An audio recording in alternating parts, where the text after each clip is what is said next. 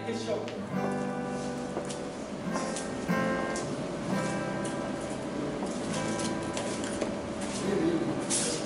Ouais. Ok. Je vous remercie d'abord pour votre partage. Et c'est enrichissant. J'ai juste une question qui me vient. Est-ce que le fait que l'homme utilise par exemple une plante pour guérir une maladie, est-ce une bonne ou une mauvaise chose? Merci. Très bonne question. Nous redéfinirons d'abord c'est quoi la maladie. C'est-à-dire que quand on parle de la maladie se définit comme un état de dérèglement ou alors de dysfonctionnement. Et nous disons bien que l'homme, chez l'esprit, dans l'enveloppe, ce qui est à l'intérieur s'exprime à l'extérieur. Et cet esprit est appelé à être revêtu des vertus et attributs constituant la personnalité du Créateur, afin d'en être la réplique. Et là, vous avez un homme réel, c'est-à-dire un homme en bonne santé. Mais si, dans cet esprit, vous construisez un autre type de personnalité, vous avez un homme malade. C'est-à-dire que des pareils humains, puisque ce sont même des humains, ou alors des faux hommes, qu'on se comprenne, ce qui les caractérise, c'est le dérèglement. La haine, c'est le dérèglement. La convoitise, c'est le dérèglement. La jalousie, c'est le dérèglement. L'orgueil, c'est le dérèglement. Ce sont des caractéristiques liées au dérèglement. Parce que nous disons bien que cet esprit est appelé à fonctionner à partir du Créateur. Et ce qui est très certain, c'est que quel est le chirurgien ou bien le médecin qui vous guérira de la haine? Ou alors quelle est la plante qui sera capable d'effacer cette identité en vous? Ce qui se passe, c'est quoi? Pour qu'on comprenne bien. C'est que, nous l'avons dit tout à l'heure, que nous vivons dans un univers qui est animé par cette sphère spirituelle, cette énergie qui est Satan. Ce qui fait que tout ce qui est là, qu'on plante, ce sont des portions d'énergie. Parce que vous convenez avec moi que si l'esprit désintègre le corps, ce corps ne peut pas être alimenté par la plante. Ça veut dire que c'est cette énergie qui sera matérielle au travers des plantes qui se transpose au niveau de l'esprit. Donc ce qui se passe, c'est quoi? C'est que la même énergie qui est construite en vous, la même énergie qui est dans les plantes, quand vous en prenez, c'est cette même énergie qui vient se calmer elle-même. Et vous avez l'impression que vous êtes guéri. Vous n'êtes pas guéri. Parce que nous disons bien que la guérison de cet esprit vient du Créateur. C'est-à-dire qu'un esprit guéri, c'est un esprit pur. Comme on dit, c'est un esprit sanctifié. C'est un esprit transformé. Et c'est aussi un instrument qui peut participer à la guérison des autres. C'est ce que je peux dire par rapport à votre question. Bon, si je comprends bien, et, bon, quand je parle de la maladie, je ne parle pas forcément de la haine, de l'hypocrisie, etc. Je vous donne un exemple concret. Et j'ai une plaie. J'ai une plaie, et que la plaie ne part pas. La plaie, je fais tout ça, ne part pas, l'hôpital, je vais partout. Mais je mets une plante et après, la plaie se cicatrise et tout. Est-ce une bonne ou une mauvaise chose? Oui, c'est-à-dire, en fait, personnellement, nous ne sommes pas là pour basculer les repères. C'est-à-dire que ce qui importe, je vous ai bien suivi, c'est que nous prenons conscience du type d'identité qui a été construite en nous. C'est-à-dire que si ça ne renvoie plus au Créateur, nous sommes des hommes malades. Donc notre guérison, ou bien notre santé, nous la tirons du Créateur. Parce que si vous avez une blessure, par exemple, tel que vous le dites, et qu'il arrive que vous mettez une plante ou un médicament qui vient à atténuer à un certain niveau la douleur, ou bien restaurer, c'est-à-dire la partie qui a été touchée, vous verrez bien que ça ne change en rien votre identité. C'est là le problème. Puisque l'objectif ici de cet enseignement, c'est d'orienter l'esprit vers la puissance de son identité. Si cela est perçu, je pense que progressivement nous sortons de la misère dans laquelle nous nous trouvons. Je reviens toujours. Et c'est bien qu'il s'agit d'orienter l'esprit vers l'identité. Ça, je suis d'accord. Et nous sommes venus pour ça. Mais bon, je pose ces questions par rapport au développement lié à la conscience universelle, lié à l'environnement dans lequel nous sommes, lié aux arbres et aux animaux, etc. Parce que je reviens encore avec un autre exemple. Si vous vous couchez et que vous rêvez, vous vivez une situation, je sais que si par exemple vous avez une tension, c'est un déséquilibre, je sais, c'est un déséquilibre intérieur. Si vous avez telle ou telle chose, c'est un déséquilibre intérieur. Et que si jamais vous vous couchez et que vous voyez peut-être, bon, je vais l'appeler un souffle. Vous voyez? Oui. Vous voyez? Un souffle, une énergie qui vient vous dire, et par rapport à votre tension, utilisez l'hysope, préparez-le, buvez, ça peut calmer.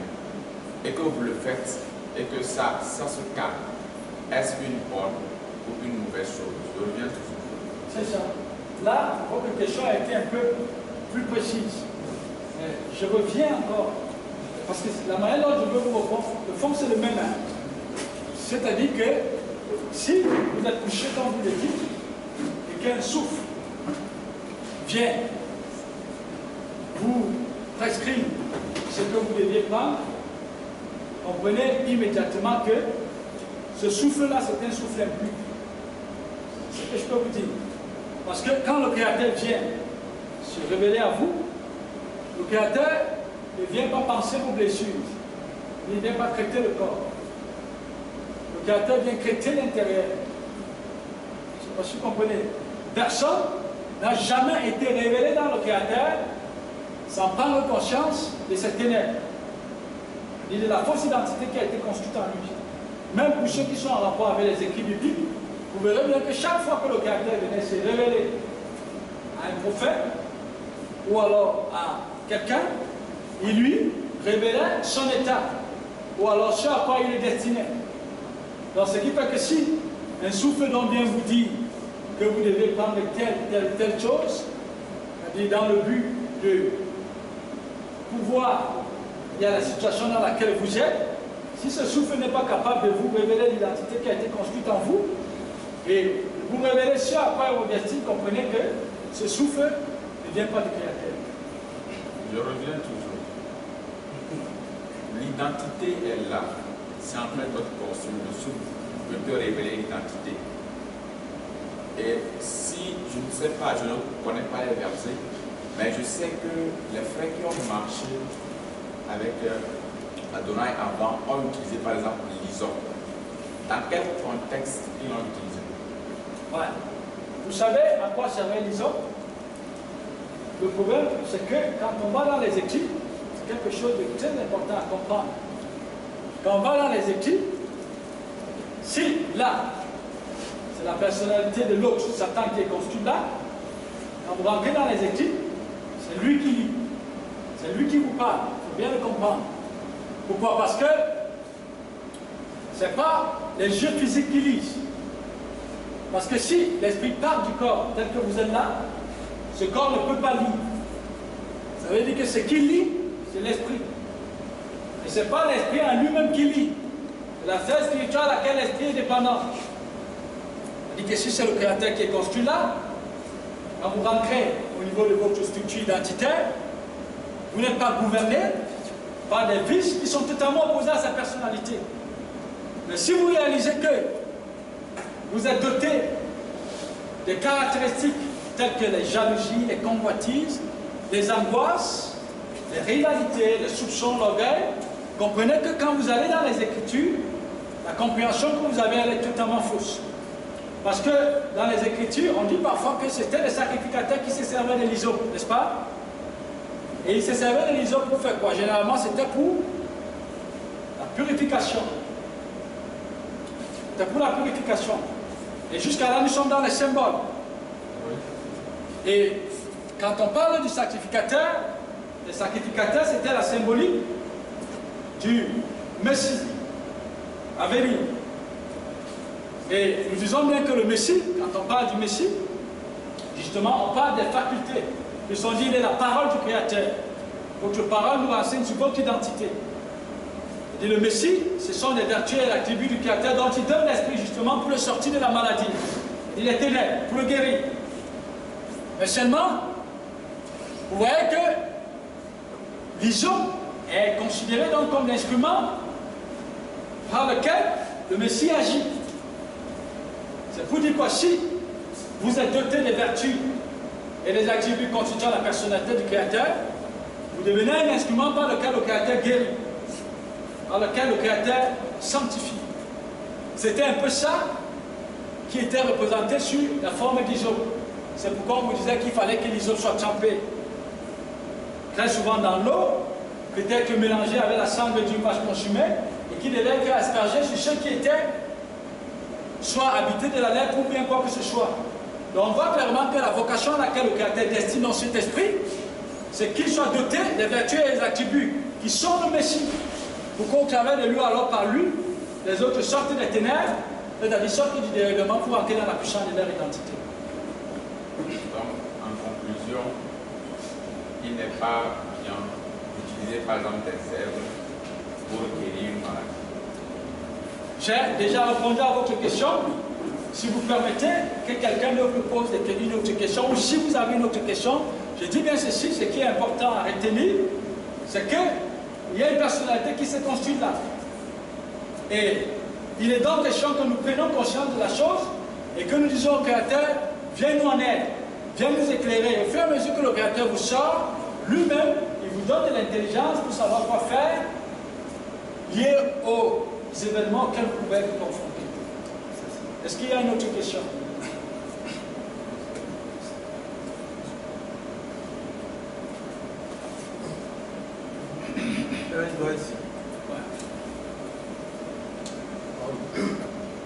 J'aimerais savoir comment il faut comprendre le geste du Messie de prendre de la terre, de la mélanger à de la salive, de l'appliquer après sur les yeux d'un aveugle pour le guérir.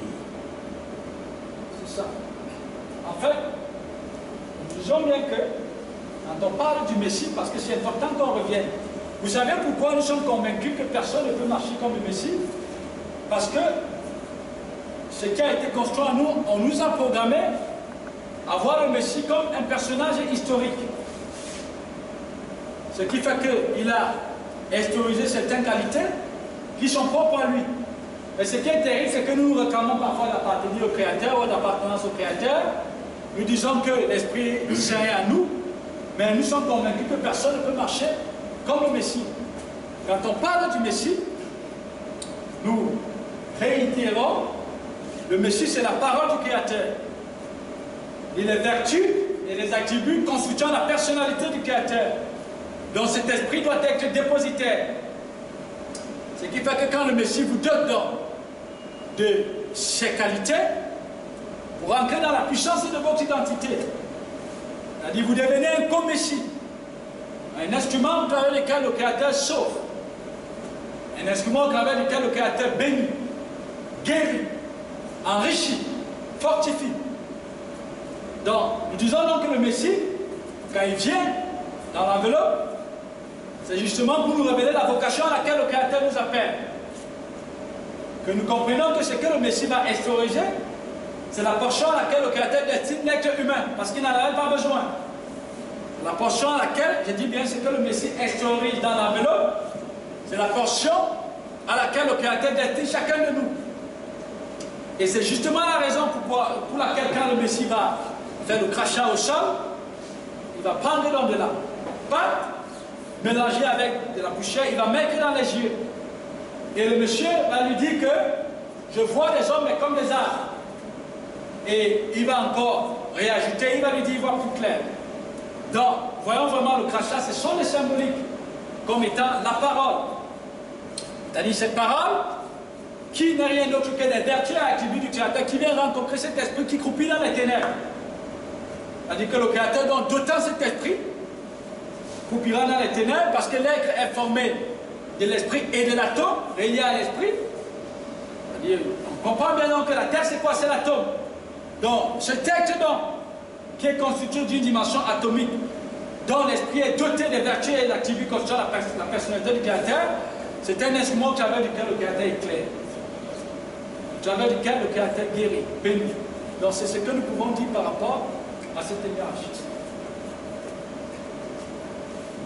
Bon, par rapport à sa question, moi j'aimerais que vous lui expliquiez, j'ai pas compris. La terre, le sable qu'il a pris représente quoi? Les salives représentent quoi? Et le fait qu'il applique sous les yeux, ça ne sais pas bien. C'est-à-dire que la terre, comme nous disons, ça représente, on peut dire, l'être humain. Puisque nous disons bien que le corps est tiré de la terre. N'est-ce pas? C'est l'esprit qui vient, on peut dire d'en haut. Le corps il est tiré de la terre. Mais combiné à quoi? Combiné à l'esprit. C'est ça qui fait l'être. Donc, voyons donc les salives comme étant la parole. Salive comme étant la parole. C'est-à-dire qui sont des vertus et attributs constituant la personnalité du Créateur, reliés donc à cet esprit. Dans le temps, vous avez là un instrument de guérison, un instrument de bénédiction.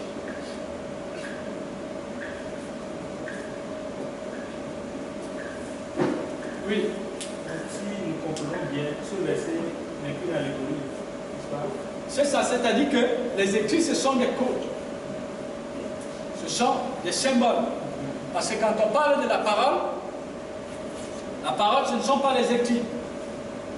La parole, ce ne sont pas des versets. C'est-à-dire, la confusion qui nous caractérise, il est bien sûr vrai, le Créateur vient de sortir, c'est que nous pensons que quand on parle de la parole, ça renvoie aux écrits. Nous disons bien que la parole, c'est l'esprit du Créateur. C'est ça la parole. Parce que votre parole renvoie à votre identité. Donc les écrits ne sont que les codes par lesquels le Créateur peut instruire. Tout comme il peut se servir de n'importe quel événement, il peut vous instruire puisqu'il est dit que c'est lui qui régit toute la création par sa parole puissante. Donc les versets sont des codes, sont des symboles, sont des images qui en réalité sont, je peux dire, destinées à nous faciliter la compréhension. C'est-à-dire tout comme nous nous servons de ces images pour nous communiquer cette trésor. Oui. Dans votre développement, vous avez parlé de l'esprit, de l'âme et du corps. Vous avez dit que nous agissons au niveau de l'esprit. Que nous sommes gouvernés par l'énergie cosmique appelée Satan. Qu'est-ce qu'on peut faire pour être lié maintenant au Créateur? C'est ça. Voilà, plus les questions les plus intelligentes depuis le début. C'est-à-dire qu'il est question que nous comprenions d'abord comment est-ce que Satan s'est construit à nous. C'est-à-dire, nous avons bien dit ceci, que l'homme, c'est une assiette, cet esprit. Ce qui nous le révèle davantage, c'est quoi? C'est que quand un enfant entre dans l'univers, vous voyez que cet enfant ne parle pas, n'est-ce pas? Il ne se fait pas une idée de lui. Parce qu'il est, on peut dire encore, inconscient dans l'environnement dans lequel il rentre. Vous êtes capable de dormir même avec cet enfant dans la chaussée. Cet enfant ne sera pas habité par le sentiment qu'il est diminué ou bien qu'il est indigent. Mais vous remarquerez bien aussi que cet enfant, les enfants n'ont pas peur. C'est-à-dire que l'enfant n'a pas peur de courir, il est parti de son corps quand il est tout petit. Parce qu'en lui, ne s'est pas encore construit cette conscience, cette identité. Mais au fur et à mesure que cet enfant va se développer, c'est-à-dire que la conscience va se développer, vous verrez que ces caractéristiques qui sont liées à la personnalité de Satan vont émerger de manière progressive. Et qu'est-ce qui est donc à la base de son développement? Vous verrez que l'enfant qui rentre là, il est auprès de qui? Il est livré aux parents. Puisque ce sont les parents qui sont chargés, les premiers qui sont chargés à transposer une personnalité dans l'enfant. C'est pourquoi vous verrez bien que la vision que le parent se fait de lui, automatiquement, c'est cette même vision qui transmet à l'enfant. C'est-à-dire, vous voyez un parent qui est convaincu que la richesse renvoie aux éléments du monde. L'intelligence renvoie aux informations qui sont vulgarisées dans les universités et autres. Vous verrez que c'est cette même compréhension que le parent va transmettre à l'enfant. Par exemple, il sera le premier à dire à l'enfant que si tu ne vas pas à l'école, ben, tu ne seras pas intelligent. Si tu n'as pas d'argent, tu seras un pauvre. Et nous disons bien que l'éducation, c'est une transposition identitaire. Ce qui fait que on voit donc bien Satan qui observait du parent, parce que le parent, lui, il est dépendant de Satan. Et nous disons bien que personne n'a une identité qui lui est propre. On voit donc Satan qui est le premier prêtre, ou alors les parents qui sont le premier prêtre de Satan auprès de l'enfant. Donc Satan s'essaie donc des parents pour commencer à construire sa personnalité dans l'enfant. Et après le cadre informel qui est à la maison, on va envoyer l'enfant à l'école. C'est ce qu'on appelle l'école. Et vous voyez que l'école va continuer le même travail. Il y a cette personnalité qui va davantage se renforcer dans l'être. Et au finish, vous avez un haineux mature. Donc, tout comme ce n'est pas l'éducation, les faux repères que nous avons été déformés, que la personnalité de Satan a été construite à nous, c'est aussi pas l'éducation, mais la vraie, que la personnalité du caractère se construit à nous. Parce que celui qui se révèle comme étant le Messie, l'émanation, alors la parole du Créateur, vous voyez que le Messie a été à l'école. Mais le Messie n'a pas été à l'école des nations. Il a été instruit. Il a été éduqué. Mais par qui? Le Messie a été instruit par son Père. Et c'est la raison pour laquelle on voit bien comment est-ce que l'enfant s'est développé. On dit en esprit, en sagesse et en statut. Ça veut dire qu'il y a la personnalité du Créateur qui s'est développée de manière progressive dans l'esprit, dans l'enfant. Tout simplement pourquoi? Parce que l'enfant, la vision qu'il avait de lui, la tire du Père. Le Créateur a une vision de lui. Se définissant comme la puissance, la richesse, la force, l'intelligence et la sagesse, mais automatiquement c'est la même vision qui transmet à ceux qui sont de lui, à ceux qui sont ses émanations. Donc en fait, il faudrait donc que ça ne soit plus Satan qui nous éduque, que nous comprenons que nous sommes rentrés dans un monde régi, contrôlé par une conscience, et dont la première représentation de cette conscience, les hommes que vous voyez avec des vestes et des travail dans des postes ministériels, présidentiels, gouverneurs et le reste, qui sont vraiment la première représentation de cette énergie, ceux qui sont à un niveau de conscience beaucoup plus poussé, on voit dans cette énergie au travers des corps qui va nous organiser un système dont le but c'est d'éloigner cet esprit de la puissance de son identité, de la racine de la force. Donc c'est pourquoi justement le Créateur vient nous instruire, c'est-à-dire que nous prenons conscience du monde dans lequel nous vivons et que nous commençons donc, si le pouvoir nous est donné par les enseignements que nous recevons, à nous dissocier de la fausse idée qu'on se faisait de nous pour marcher dans les voies de la vérité. Oui. Merci. Moi, j'étais en retard, la présentation. Mais je voulais rebondir sur la question du frère pour savoir concrètement, de façon pratique, au niveau, à quel moment nous rentrons dans notre identité. Parce que je n'étais pas là au début. C'est ce que vous venez de dire, qu'il faut quand même maintenant commencer par recevoir les enseignements du Créateur. À quel moment précis nous rentrons dans cette identité? Ou bien c'est le fait de recevoir les enseignements ou bien il y a un moment précis où nous rentrons dans cette identité, C'est ça. avant de recevoir les enseignements pour grandir. C'est ça. Voilà. En réalité, je commence déjà par vous dire que nous ne rentrons pas dans notre identité de manière spontanée. Comme vous le dites si bien, justement, ce n'est pas des enseignements, mais encore faut-il que ces enseignements soient des enseignements vrais, purs. Les venants du Créateur, il a le pouvoir de nous transformer. Mais pour que nous le comprenions bien, c'est que comment nous sommes rentrés dans l'identité de Satan. Cela ne s'est pas fait de manière subite. C'est-à-dire qu'il y a ce qu'on appelle la vraie naissance. Il faut qu'on le comprenne. Parce que la question que vous posez touche au sujet de la naissance. Ce qu'on appelle religieusement la nouvelle naissance. Moi j'appelle ça la vraie naissance. Et je posais une question à mes frères ces derniers temps. Quand nous disons que la nouvelle naissance, ce que j'appelle vraie naissance, nous naissons du Créateur, n'est-ce pas? Oui. Ça veut dire que l'ancienne naissance ou la première naissance, nous sommes nés de qui? C'est que nous sommes nés de Satan. Voilà.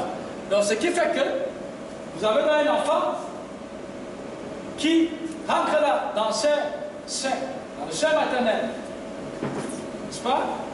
Et nous disons bien que si les parents qui vont aller se croiser sont porteurs de l'identité de Satan, l'enfant c'est le détachement de la conscience des parents. Parce que si nous comprenons comment nous naissons de Satan, nous allons comprendre comment nous naissons aussi du Créateur. C'est pourquoi je vais beaucoup plus m'attarder là. Il faudra que vous soyez très attentifs. Donc, deux parents qui vont se croiser là dans l'identité de Satan. L'identité de Satan. Ce qui sortira d'eux portera le gène de Satan. C'est la raison pour laquelle, pour ceux qui sont en rapport avec les écrits bibliques, vous voyez bien que le baptiste est proche au niveau identitaire du Messie. Pourquoi? Parce qu'on dit bien que le papa du baptiste est sacrificateur. Sa maman est sacrificateur. Et le sacrificateur, c'était des esprits qui, de manière prophétique, étaient supposés être sortis de l'identité de Satan pour entrer dans celle du Créateur. Donc par conséquent, puisque c'est le Créateur qui est construit là, le produit qui rentre là porte l'ADN du Créateur, le gène du Créateur.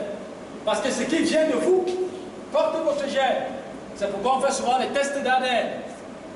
C'est-à-dire des tests biologiques qui ont pour but d'identifier réellement la paternité. Si l'enfant qui est rentré là porte votre gène, ce test confirme que vous êtes réellement son parent. C'est pour dire que si vous naissez du Créateur, vous portez son gène, son ADN. Et si vous portez l'identité du Créateur, vous ne pouvez pas manifester ce qui est de Satan. Il faut le comprendre. Donc, il y a donc cet enfant qui rentre là, qui porte l'ADN de Satan. Parce que les parents eux-mêmes ne se sont plus croisés dans le Créateur. Ils se sont croisés dans Satan. Et vous verrez donc que, progressivement, cette personnalité va se développer. C'est-à-dire que vous enfermez deux enfants d'une semaine dans une chambre, même s'ils ne sont pas livrés au monde extérieur, vous verrez qu'après 6 mois ou 8 ou 1 an, ils vont commencer à se bagarrer. Ça veut dire que cette identité fausse, impure dont ils sont porteurs, au fur et à mesure qu'ils se développent, c'est cette conscience, cette identité qui se développe en eux et elle commence à s'extérioriser. Et nous avons donc dit tout à l'heure que, parce que quand on dit naître, c'est pénétrer un environnement, c'est-à-dire vous partez d'un environnement pour rentrer dans l'autre. Ça veut dire que l'enfant qui rentre là, il est dans un processus de naissance. Et vous voyez que cet enfant, quand il vient de rentrer là, il ne connaît pas le monde. N'est-ce pas? Mais il va falloir qu'il épouse l'esprit du monde. Parce que l'homme, c'est une conscience. En lui doit se développer une conscience. Mais comment est-ce qu'il rentre dans l'esprit ou alors dans la compréhension, c'est-à-dire lié à l'univers? Ce n'est pas des instructions, comme nous l'avons dit, pas des repères. C'est pourquoi vous verrez que le niveau de dépendance des individus vis-à-vis de cette conscience n'est pas le même. C'est-à-dire quand vous avez un enfant qui a 5 ans ou 1 an, vous verrez qu'il n'est pas au même niveau de dépendance du monde que quelqu'un qui a 30, 40 ou 50 ans. Un peu quand vous voyez un arbre dans une forêt, qui ne sont pas tous au même degré d'enracinement. Vous avez les racines qui peuvent aller à 50 mètres, et vous avez aussi les racines qui peuvent être à 5 mètres ou à 1 mètre. N'est-ce pas? Donc on comprend que quand l'enfant rentre là, il est même plus proche de la vérité que les grandes personnes. Parce qu'en lui ne s'est pas encore construit cette compréhension fausse, cette identité perverse.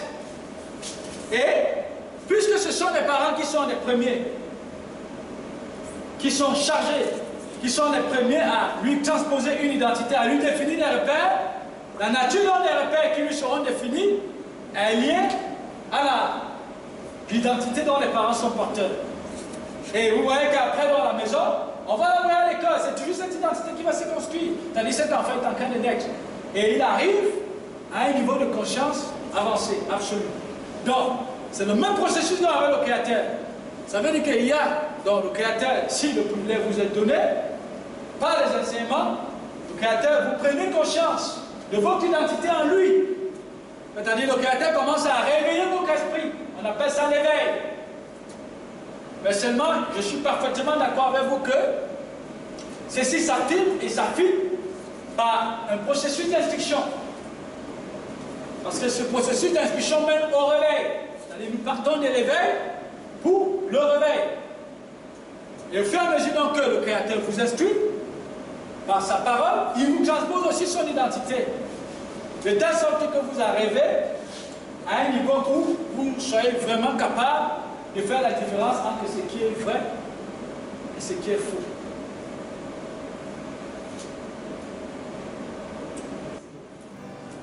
Avec votre permission, je voudrais faire référence aux écrits bibliques. Si vous me permettez, parce que le livre de Jean, il parle de la nouvelle naissance, de la vraie naissance. Bon. Selon ce que l'enseignement que nous avons reçu et que nous avons expérimenté avec notre permission, c'est que si la personne, à un moment donné,